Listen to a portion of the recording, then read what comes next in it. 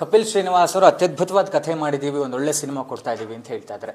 ನೀವು ಹೇಗೆ ಆಯ್ಕೆ ಆದ್ರಿ ಮತ್ತು ನಿಮ್ಮವರೆಗೂ ಯಾವ ರೀತಿಯ ಕಥೆ ತಗೊಂಡ್ರಿ? ನಿರ್ಮಾಪಕರು ಮಾಡಕ್ ಬಂದಿದ್ದಾರೆ, ಕನ್ನಡ ಚಿತ್ರರಂಗದಲ್ಲಿ ಒಂದು ಹೆಸರು ಮಾಡಕ್ ಬಂದಿದ್ದಾರೆ, ಒಂದು ದುಡ್ಡು ಹಾಕ್ತಾರೆ, ಸಿನಿಮಾ ಮಾಡ್ತಾರೆ ಅಂದಾಗ ಖಂಡಿತ ಸಪೋರ್ಟ್ ಮಾಡ್ತೀನಿ ಸರ್, ಮಾಡೋಣ ಬನ್ನಿ ಅಂತ ಹೇಳ್ಬಿಟ್ಟು ಈ ಸಿನಿಮಾ ಅಂದ್ಕೊಂಡಿದ್ದೆ. ಒಂದು ಹೀರೋಯಿಸಮ್ ಕೈಂಡ್ ಆಫ್ ಇದು ಇಂಟ್ರೊಡಕ್ಷನ್ ಪ್ಲಸ್ ಒಂದು ಯಾವ ಥರ ಒಂದು ಕಥೆನ ಯಾವ ಥರ ತೊಗೊಂಡು ಹೋಗ್ತೀರಾ ಸೆಕೆಂಡ್ ಹಾಫ್ ಒಂದು ಕ್ಲೈಮ್ಯಾಕ್ಸ್ ತನಕ ಅನ್ನೋದು ಒಂದು ಇದು ಇರುತ್ತೆ. ಸೊ ಆ ಟೈಮಲ್ಲಿ ಸರಿ ಮಾಡೋಣ ಸರ್, ಖಂಡಿತ ಒಂದು ಸಪೋರ್ಟ್ ಮಾಡ್ತೀನಿ.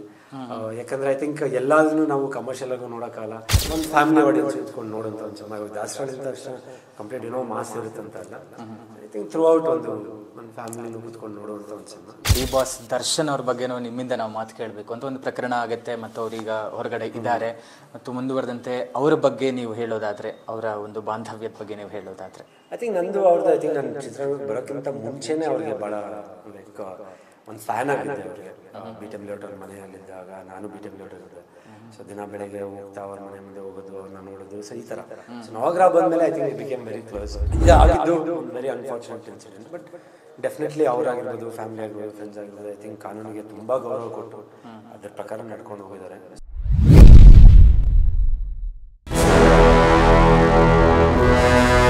ಹಲೋ ನಮಸ್ಕಾರ, ಸಿರಿ ಟಿವಿಯ ಸಮಸ್ತ ವೀಕ್ಷಕರಿಗೆ ಪ್ರೀತಿ ಸ್ವಾಗತ. ನಾನು ನಿಮ್ಮ ಸಂತೋಷ್ ಕಶ್ಯಪ್. ವೈಷ್ಣವಿ ವಸುಂಧರಾ ಕ್ರಿಯೇಷನ್ಸ್, ಪಿ ಉಮೇಶ್ ಅವರ ನಿರ್ಮಾಣ ಮತ್ತು ಕಪಿಲ್ ಶ್ರೀನಿವಾಸ್ ಅವರ ನಿರ್ದೇಶನದಲ್ಲಿ ಒಂದು ಅತ್ಯದ್ಭುತವಾದ ಚಿತ್ರ ಸದ್ಯದಲ್ಲೇ ಬೆಳ್ಳಿ ಪರದೆಗೆ ಬರ್ತಾ ಇದೆ. ಒಂದು ಸಾಮಾಜಿಕ ಕೌಟುಂಬಿಕ ಕಥಾಹಂದರವನ್ನ ಇಟ್ಕೊಂಡು, ಅಂದ್ರೆ ಮಧ್ಯಮ ವರ್ಗದ ಜನತೆ ದುಶ್ಚಟಗಳಿಂದ ಯಾವ್ಯಾವಂತಹ ದುಷ್ಪರಿಣಾಮಗಳಿಗೆ ಒಳಗಾಗ್ತಾರೆ ಮತ್ತು ಯಾವ ರೀತಿಯಾದಂತಹ ತೊಂದರೆಗಳನ್ನು ಅನುಭವಿಸ್ತಾರೆ ಅನ್ನುವಂತಹ ಒಂದು ವಿಶೇಷವಾದಂತಹ ಕಥಾಹಂದರವನ್ನು ಇಟ್ಕೊಂಡು ಒಂದು ಚಿತ್ರ ತಯಾರಾಗಿದೆ. ಅದುವೇ ದಾಸರಹಳ್ಳಿ. ಈ ಚಿತ್ರದಲ್ಲಿ ಚಾಕ್ಲೇಟ್ ಹೀರೋ ಅಂತಾನೆ ಹೆಸರು ಪಡೆದಿದ್ದು ಮತ್ತು ಬಿಗ್ ಬಾಸ್ ಸೀಸನ್ 11ರಲ್ಲಿ ಸ್ಪರ್ಧಿಯಾಗಿ ಭಾಗವಹಿಸಿ ಕನ್ನಡಿಗರ ಮನೆ ಮತ್ತು ಮನವನ್ನು ತಲುಪಿರುವಂತಹ ನಮ್ಮೆಲ್ಲರ ಪ್ರೀತಿಯ ನಾಯಕ ನಟರಾದಂತಹ ಧರ್ಮ ಕೀರ್ತಿರಾಜ್ ಅವರು ಅಭಿನಯಿಸಿದ್ದಾರೆ. ಈ ಒಂದು ಚಿತ್ರದ ವಿಶೇಷತೆ ಏನು ಅಂತ ಹೇಳಿದ್ರೆ, ದಕ್ಷಿಣ ಭಾರತದ ಹಿಂದಿ, ತೆಲುಗು, ತಮಿಳು ಮತ್ತು ಮಲಯಾಳಂನಲ್ಲಿ ಯಾವ ಭಾಷೆಯಲ್ಲೂ ಆಗದೆ ಇರುವಂತಹ ಒಂದು ವಿಶಿಷ್ಟವಾದಂತಹ ಪ್ರಯತ್ನ ನಡೆದಿದೆ. ಅದೇನು ಅಂತ ಹೇಳಿದ್ರೆ, ಈ ಹಿಂದಿನ ಸಿನಿಮಾಗಳಲ್ಲಿ ಅಲ್ಲಿ ಇಲ್ಲಿ ಒಬ್ಬೊಬ್ರು ಪೋಷಕ ನಟರನ್ನ ನೋಡ್ತಾ ಇದ್ವಿ, ಆದ್ರೆ ಈ ಒಂದು ಸಿನಿಮಾದಲ್ಲಿ 150ಕ್ಕೂ ಹೆಚ್ಚು ಪೋಷಕ ನಟರು ಒಟ್ಟಾಗಿ ಅಭಿನಯಿಸಿದ್ದಾರೆ ಮತ್ತು ಜೊತೆಗೆ 3 ಜನ ಸಾಹಸ ನಿರ್ದೇಶಕರು, ಫೈಟ್ ಮಾಸ್ಟರ್ಸ್ ಒಟ್ಟಾಗಿ ಸೇರಿ ಫೈಟ್ ಕಂಪೋಸ್ ಅನ್ನು ಮಾಡಿ ಒಟ್ಟಾಗಿ ಅಭಿನಯಿಸಿದ್ದಾರೆ ಕೂಡ. ಈ ತರದೊಂದು ವಿಶಿಷ್ಟವಾದಂತಹ ಕಥಾಹಂದರ ಮತ್ತು ವಿಶೇಷವಾದಂತಹ ಚಿತ್ರ ದಾಸರಹಳ್ಳಿ ಸದ್ಯದಲ್ಲೇ ಬೆಳ್ಳಿ ಪರದೆಗೆ ಬರ್ತಾ ಇದೆ. ಇವತ್ತು ನಮ್ಮ ಜೊತೆಗೆ ಈ ಚಿತ್ರದ ನಾಯಕ ನಟರಾದಂತಹ ಧರ್ಮ ಕೀರ್ತಿರಾಜ್ ಅವರಿದ್ದಾರೆ. ಬನ್ನಿ ಅವ್ರನ್ನ ಮಾತಾಡಿಸೋಣ. ಸರ್ ನಮಸ್ಕಾರ, ಕಾರ್ಯಕ್ರಮಕ್ಕೆ ಸ್ವಾಗತ. ಹೇಗಿದ್ರೆ sir? Super. After Bigg Boss ಹೇಗಿದೆ ರೆಸ್ಪಾನ್ಸ್? ಗುಡ್. ಒಂದು ಒಳ್ಳೆ ರೀಚ್ ಬಿಗ್ ಬಾಸ್ ಪ್ಲಾಟ್ಫಾರ್ಮ್ ನನಗೆ ಒಂದು ಒಳ್ಳೆ ಅವಕಾಶ ಕೊಟ್ಟಿದೆ. ಅಂಡ್ ಐ ಥಿಂಕ್ ಜನಕ್ಕೆ ಇನ್ನೂ ಹತ್ರ ಆಗಿದ್ದೀನಿ. ಧರ್ಮ ಏನು ಅನ್ನೋದನ್ನ ಜಸ್ಟ್ ಸ್ಪರ್ಧೆ ಮೇಲೆ ನೋಡ್ತಾ ಇದ್ರು, ಆಮೇಲೆ ಕೆಲಸ ಮಾಡೋರ ಜೊತೆ ಅವ್ರಿಗೆ ಗೊತ್ತಿತ್ತು ನಾನೇನು ಅಂತ, ವ್ಯಕ್ತಿತ್ವ ಆಗಿರ್ಬೋದು, ಇಲ್ಲ ಯಾವ ಥರ ಹುಡುಗ ಅಂತ. ಬಟ್ ಐ ಥಿಂಕ್ ಇವಾಗ ಮನೆಗೂ ರೀಚ್ ಆಗಿದ್ದೀನಿ, ಜನ ಇಷ್ಟಪಟ್ಟಿದ್ದಾರೆ, ಅದೊಂದು ಖುಷಿ ನನಗೆ. ಚಾಕ್ಲೇಟ್ ಹೀರೋ ಅನ್ನುವಂಥ ಇಮೇಜ್ ಇತ್ತು ನಿಮಗೆ. ಈ ದಾಸರಳ್ಳಿ ಒಂದು ವಿಭಿನ್ನವಾದಂತಹ ಶೀರ್ಷಿಕೆ, ಅಂದ್ರೆ ಆ ಏರಿಯಾ ವೈಸ್ ಇರಬಹುದು, ಏನೋ ಒಂದು ಕಥೆಯ ಎಕ್ಸ್ಪೆಕ್ಟೇಷನ್ ಪ್ರಕಾರ ನೋಡೋದಾದ್ರೆ ನಿಮ್ಮ ಚಿತ್ರ ದಾಸರಳ್ಳಿ ಬಗ್ಗೆ ಏನು ಹೇಳ್ತೀರಾ? ದಾಸರಳ್ಳಿ ಇದರಲ್ಲಿ ನಂಗೊಂದು ಮಾಸ್, ಇವಾಗ ನಾವೇನು ಕರಿತೀವಿ ಒಂದು ಟ್ರೆಂಡಿಂಗ್ ಸಾಂಗ್, ಎಣ್ಣೆ ಸಾಂಗ್ ಅಂತ ಏನು ಕರಿತೀವಿ, ಸೊ ಅದು ಒಂದು ಮೇಜರ್ ಇದಿದೆ ನಂದು. ಒಂದು ಕುಡಿಯೋದ್ ಬಗ್ಗೆ ಒಂದು ಒಂದು ಒಂದು ಕಾನ್ಸೆಪ್ಟ್ ಇಟ್ಕೊಂಡು ಒಂದು ಸಾಂಗು. ಸೊ ನಾನು ಒಬ್ಬ ಫಾರಿನ್ ರಿಟರ್ನ್ ಹುಡುಗ ಇದರಲ್ಲಿ, ಸೊ ಹಲವಾರು ಕಥೆಗಳು ಇರ್ತವೆ ಅದರಲ್ಲಿ. ಸೊ ಇದರಲ್ಲಿ ನಂದು ಒಂದು ಫಾರಿನ್ ರಿಟರ್ನ್ ಹುಡುಗ. ಸೊ ಅಲ್ಲಿ ಬಂದಾಗ, ಹಳ್ಳಿಗೆ ಬಂದಾಗ ಯಾವ ಥರ ಇದನ್ನೆಲ್ಲ ಬಿಡಿಸ್ಬೇಕು, ಜನರಿಗೆ ಒಂದು ಒಳ್ಳೆ ಸಂದೇಶ ಕೊಡಬೇಕು, ಆ್ಯಂಡ್ ಯಾವ ಥರ ಹಳ್ಳಿನ ಒಂದು ಇಂಪ್ರೂವೈಸ್ ಮಾಡ್ಕೊಬೇಕು. ಸೊ ಇದೆಲ್ಲ ಒಂದು ಎಲಿಮೆಂಟ್ಸ್ ಇಟ್ಕೊಂಡು ಅದರಲ್ಲೇ ಒಂದು ಫೈಟು. ಸೊ ಏನಾದರೂ ಒಂದು ಒಳ್ಳೇದು ಮಾಡಕ್ಕೆ ಬಂದಾಗ ಕೆಲವು ಇದಿರ್ತವೆ, ಹಿಂದೆಗಡೆ ಲೈಕ್ ಸ್ಟಾಪ್ ಮಾಡ್ತಾ ಇರ್ತಾರೆ, ಏನು ಯೂನಿಯನಿಗೆ ಬಂದ, ಯೂನಿಯನಿಗೆ ಇದು ಮಾಡ್ತೇನೆ, ಯೂನಿಯನಿಗೆ ಎಲ್ಲ ಚೇಂಜ್ ಮಾಡಕ್ಕೆ ಹೋಗ್ತೇನೆ ಅಂತ.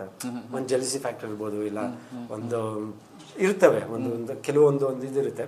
ಸೊ ಅದನ್ನ ಯಾವ ಥರ ನಾನು ಫೇಸ್ ಮಾಡಿಬಿಟ್ಟು ಜನಕ್ಕೆ ಯಾವ ಥರ ಒಂದು ಒಳ್ಳೇದು ಮಾಡ್ತೀನಿ ಅನ್ನೋದೇ ಒಂದು ಪೋರ್ಷನ್ ಆಫ್ ನಂದು ಬರುತ್ತೆ. Okay sir.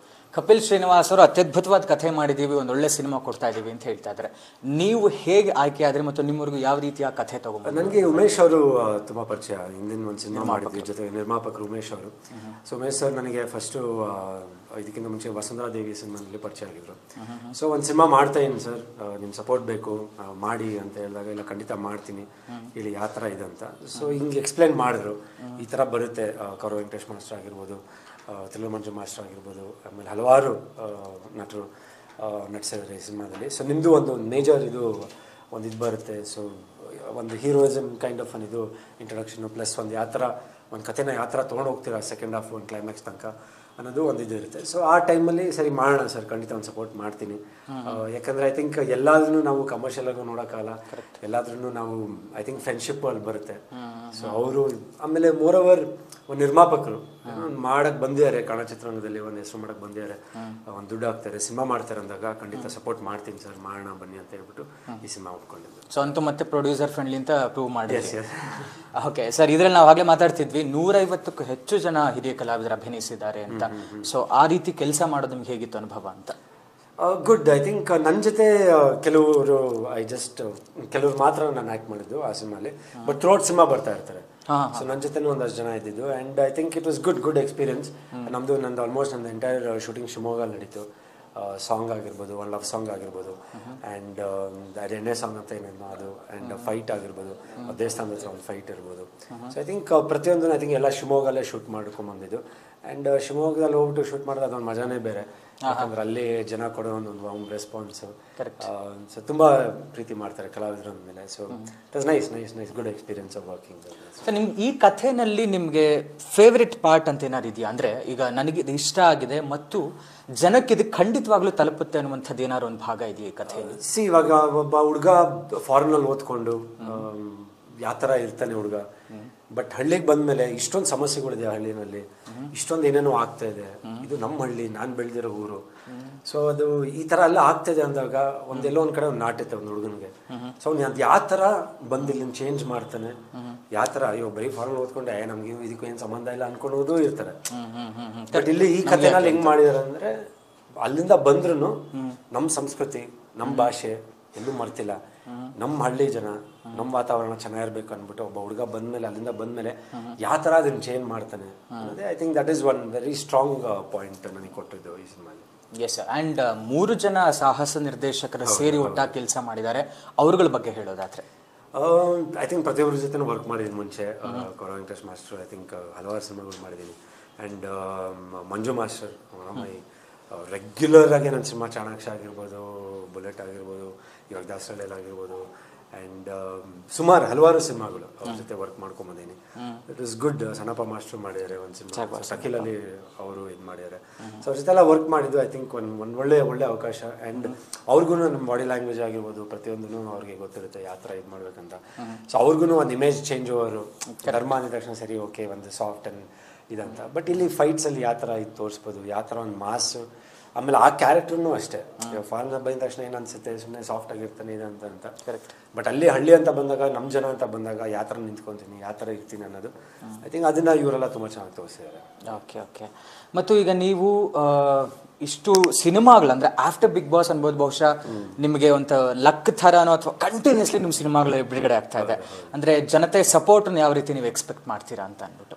ಐ ಥಿಂಕ್ ರೀಸೆಂಟಾಗಿ ತಲ್ವಾರ್ ರಿಲೀಸ್ ಆಯಿತು. ಬಿಗ್ ಬಾಸ್ನ ಬಂದಮೇಲೆ ತಲ್ವಾರ್ ಫಸ್ಟ್ ಸಿನಿಮಾ. ನಾನು ಅಲ್ಲಿದ್ದಾಗ ಆಲ್ಮೋಸ್ಟ್ ಟೆನೆಂಟ್ ರಿಲೀಸ್ ಆಗಿತ್ತು. But I think there are 2 different kind of ಇದು ಆಡಿಯನ್ಸಸ್. ಒಂದು ಬಿಗ್ ಬಾಸ್ಗೆ ಆಡಿದಂಥ ಒಂದು ಆಡಿಯನ್ಸು, ಇನ್ನೊಂದು ಸಿನಿಮಾ ಆಡಿಯನ್ಸ್ ಅಂತಲೇ ಒಂದಿರುತ್ತೆ. ಬಟ್ ಏನಂದ್ರೆ ಒಂದು ರೀಚ್ ಚೆನ್ನಾಗಿದೆ. ಸೊ ಇವಾಗ ದಾಸರಳ್ಳಿ ರಿಲೀಸಿಗೆ ರೆಡಿ ಇದೆ, ನೆಕ್ಸ್ಟ್ ಟಕೀಲಾ ರಿಲೀಸಿಗೆ ರೆಡಿ ಆಗ್ತಿದೆ, ಅಮರಾವತಿ ಪೊಲೀಸ್ ಸ್ಟೇಷನ್ ಮೊನ್ನೆ ಟೀಸರ್ ಲಾಂಚ್ ಮಾಡ್ತೀವಿ. 2025 ಸೊ ಹಂಗಂತಲ್ಲ, ಲೈಕ್ ಜಸ್ಟ್ ಒಂದು ಪ್ರಯತ್ನ ಅಷ್ಟೇ, ಒಂದು ಒಳ್ಳೆ ಸಿನಿಮಾ ಕೊಡೋಣ. ಆಮೇಲೆ ಜವಾಬ್ದಾರಿ ಜಾಸ್ತಿ ಆಗೈತೆ.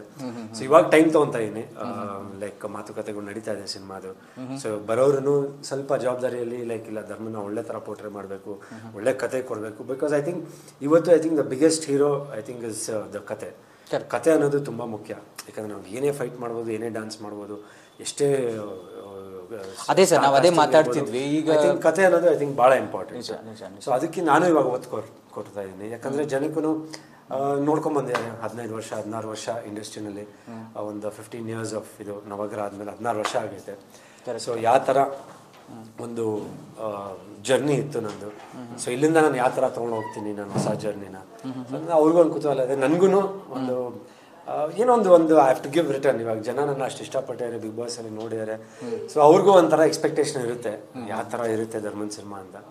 ಆಮೇಲೆ ಅದೇ ಒಳ್ಳೊಳ್ಳೆ ಸಿನಿಮಾಗಳು ಮಾಡೋಣ ಅಂತ ಆ ಪ್ಲಾನ್ದಲ್ಲಿ. ಸರ್ ಈ ಚಿತ್ರದಲ್ಲಿ ಎಷ್ಟು ಹಾಡುಗಳಿದೆ ಮತ್ತು ನಿಮ್ಮ ನಾಯಕ? ನನಗೆ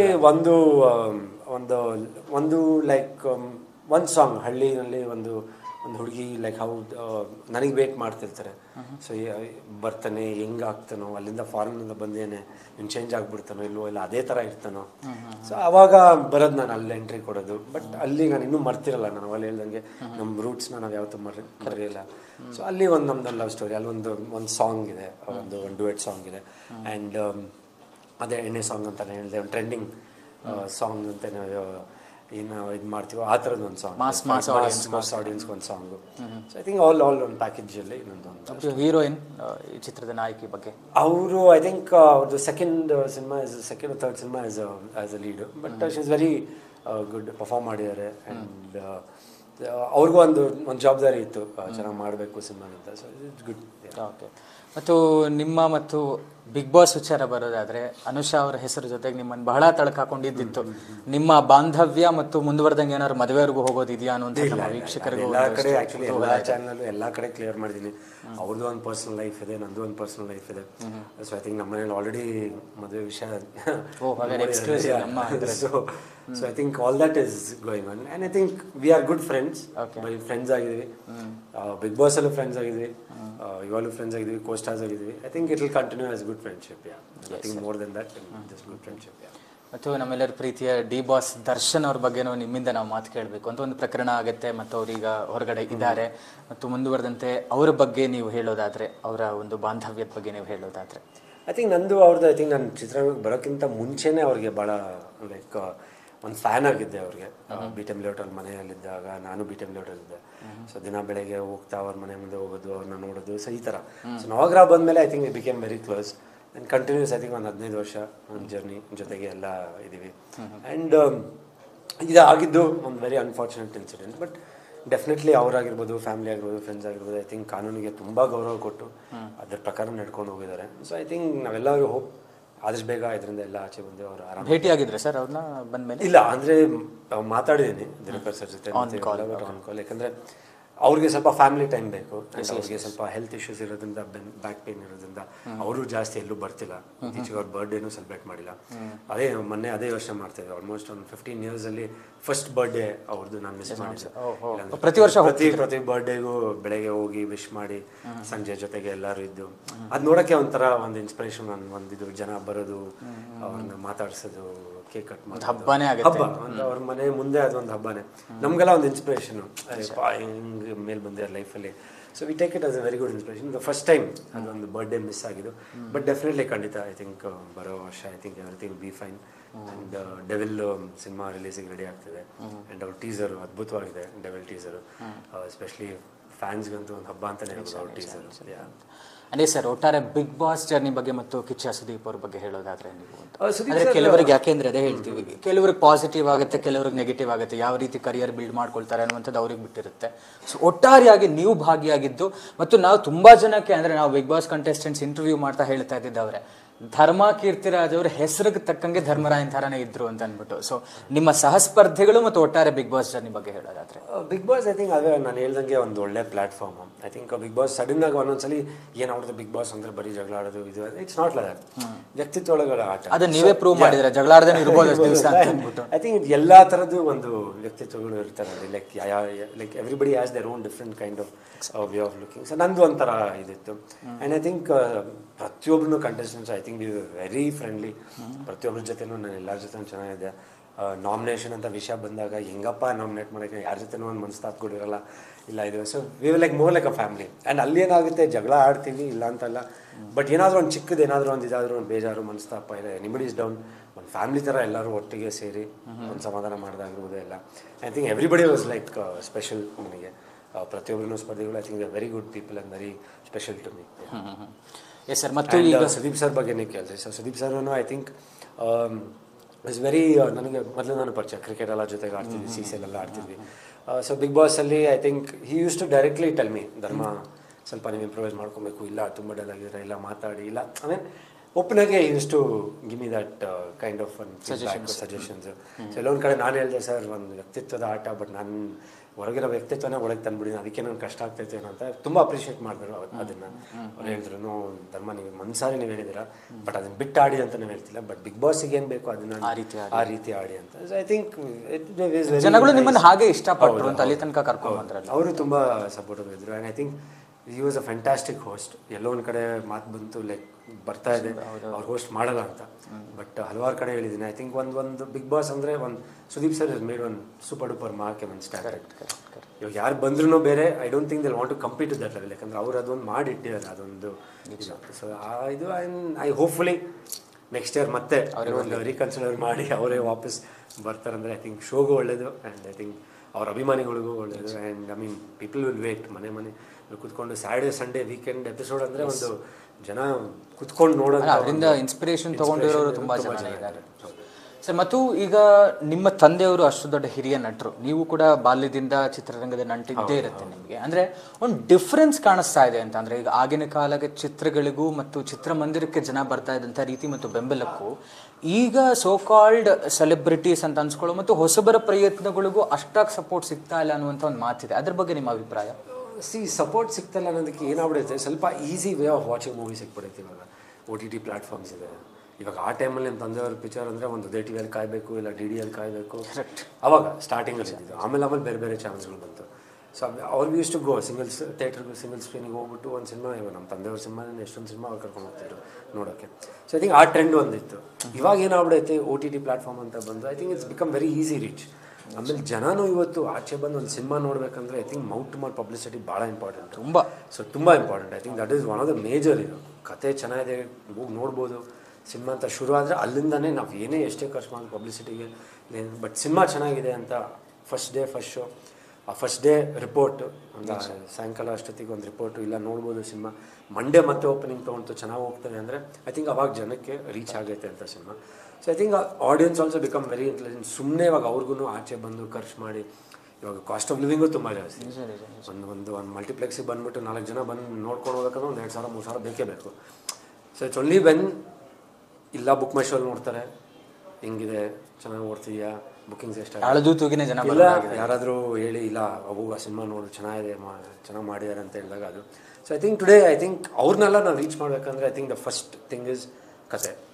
ಐ ಥಿಂಕ್ ಒಂದು ಕತೆ ಅನ್ನೋದು ಭಾಳ ಮುಖ್ಯ.